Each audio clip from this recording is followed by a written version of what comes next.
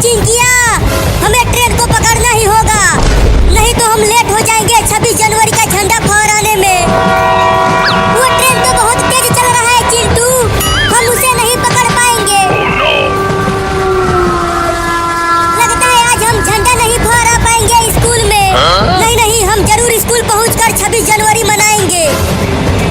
अब जल्दी से दौड़ चिंकी, देख ट्रेन धीरा हो रहा है।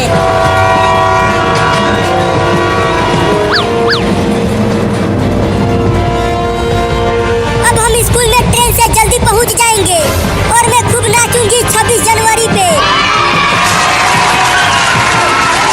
अरे लेकिन ट्रेन पूरी तरह रुक गई है और अब बस 5 मिनट ही बचा है झंडा फहरने में।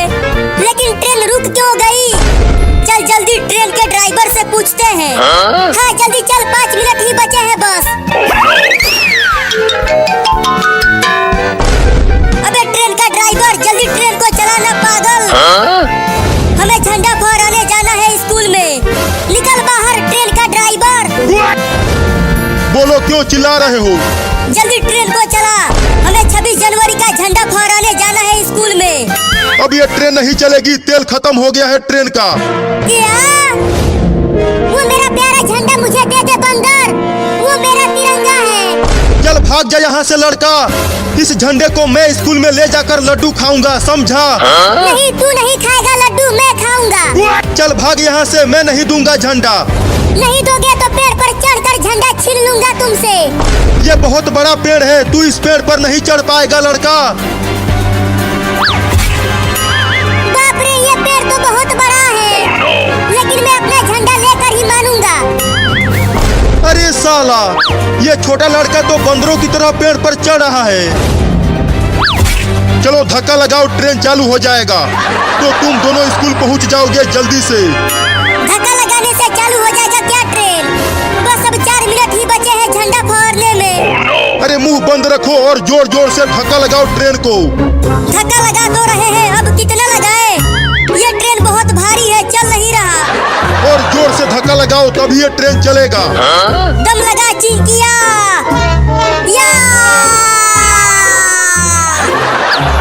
अरे ससुर के नाती, ये लड़का तो पेड़ के बहुत ऊपर तक चढ़ गया, अब क्या करूं? आइडिया। अब आ मेरे पास तू लड़का, ये झंडा लेने, मैं तुझे पीट दूंगा। अरे माई रे, बंदर के पास डंडा भी है, अब तो ये मुझे मारेगा। मम्मी को बुलाता हूँ। मम्मी मम्मी जल्दी आ जाओ। अरे क्या हो गया बाबू, क्या हो गया तुझे? अब मेरी मम्मी आ रही है, वो तुम्हें छोड़ेगी नहीं। अरे बाप रे, इस लड़के की मम्मी तो बहुत ही ज्यादा खतरनाक है, अब क्या करूं? भागो!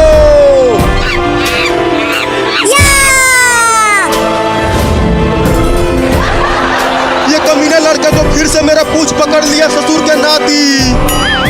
उस बंदर का पूंछ पकड़े रहना बाबू, उसे झंडा लेकर भागने मत देना। हम दोनों मिलकर उस बंदर को पीटेंगे।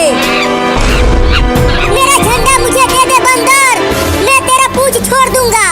चल भाग, नहीं दूंगा झंडा।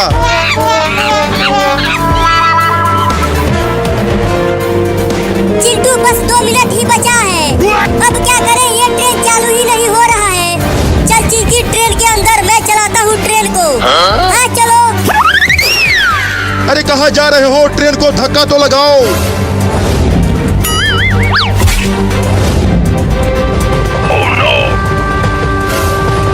देख चिंकिया, ट्रेन चलने लगी, अब हम स्कूल में जल्दी पहुँच जाएंगे। और तेज चलाओ ट्रेन को चिंटू। अरे तोरी के, वो दोनों तो ट्रेन को लेकर भागने लगे। अरे रुको कमीनो, वो मेरा ट्रेन है, मत ले जाओ उसे। और तेज चलाओ, और तेज। तो ये देखो, लेकर चले गए मेरे ट्रेन को वो दोनों कमीने। देख चिंटू, वहाँ पर है तिरंगा, लगता है झंडा फहर गया है, वहाँ पर कोई भी नहीं दिख रहा। जल्दी ट्रेन को रोक चिंटुआ। हाँ हाँ, अभी रोकता हूँ ट्रेन को। अरे जल्दी रोकना, मुझे नाचना है 26 जनवरी पे।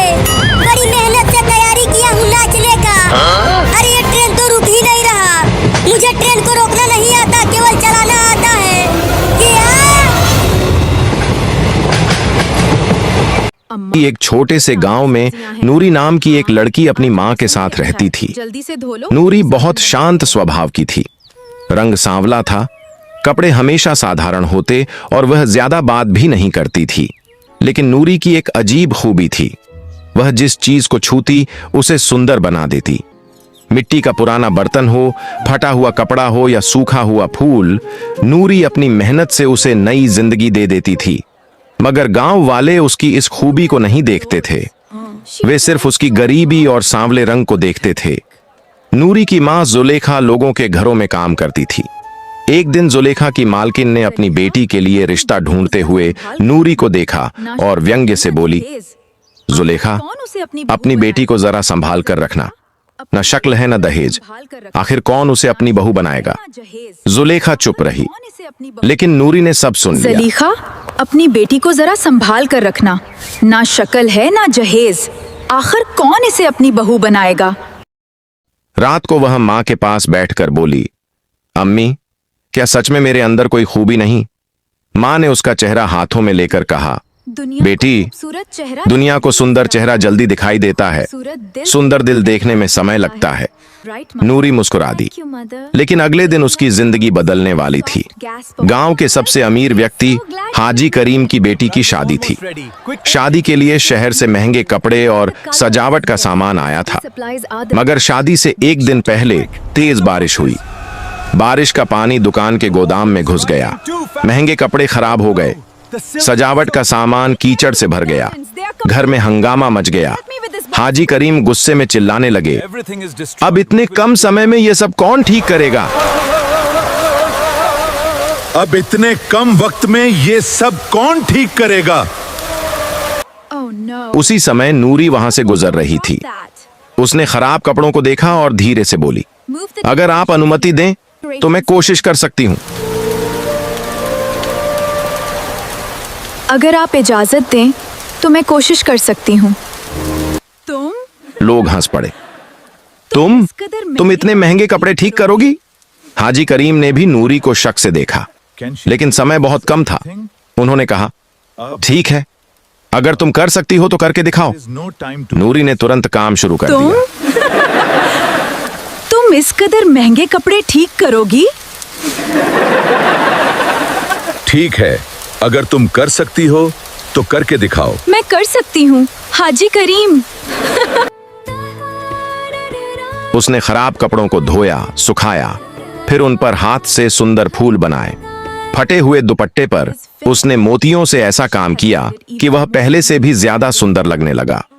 पुराने पर्दों को उसने जोड़कर नई सजावट बना दी। रात भर वह काम करती रही। सुबह जब शादी का घर सजाया गया तो हर व्यक्ति हैरान रह गया। वही खराब कपड़े अब इतने सुंदर लग रहे थे कि शहर से आए हुए मेहमान भी पूछने लगे, यह सजावट किस डिजाइनर ने की है।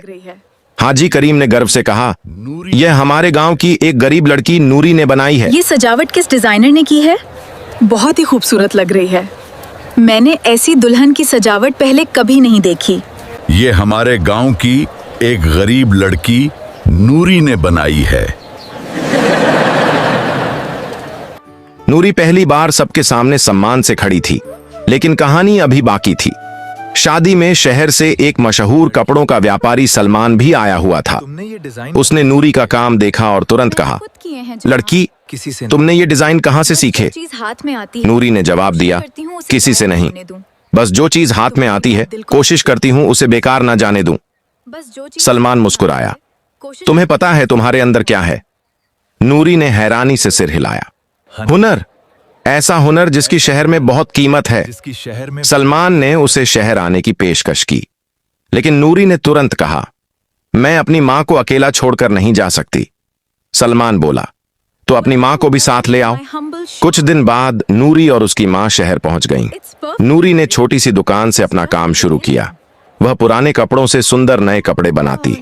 लोग उसके डिजाइन देखकर हैरान रह जाते। कुछ ही समय में उसकी दुकान मशहूर हो गई और फिर एक दिन उसे शहर के सबसे बड़े फैशन मुकाबले में हिस्सा लेने का मौका मिला। नूरी ने मुकाबले के लिए ऐसा कपड़ा तैयार किया जो पुराने पर्दे, टूटे हुए मोतियों और बचे हुए कपड़ों से बनाया गया था। मुकाबले के दिन बड़े बड़े डिजाइनर महंगे कपड़े लेकर आए। नूरी का कपड़ा सबसे साधारण था। लोग फुसफुसाने लगे, यह लड़की यहां क्या करने आई है? लेकिन जब जजों ने उस कपड़े को देखा तो पूरा हॉल शांत हो गया। मुख्य जज ने कहा, यह सिर्फ कपड़ा नहीं है, यह इस बात की मिसाल है कि जिस चीज को दुनिया बेकार समझकर फेंक देती है, एक हुनरमंद इंसान उसे दोबारा कीमती बना सकता है। नूरी ने मुकाबला जीत लिया, उसे बहुत बड़ा इनाम मिला। मगर नूरी ने अपने लिए महल नहीं बनाया। उसने अपने गांव वापस जाकर एक बड़ा केंद्र बनाया जहां गरीब लड़कियों को मुफ्त हुनर सिखाया जाता था। कुछ समय बाद वही गांव की औरतें, जो कभी उसे मनहूस और बदसूरत कहती थीं, अपनी बेटियों को नूरी के पास सीखने के लिए भेजने लगीं।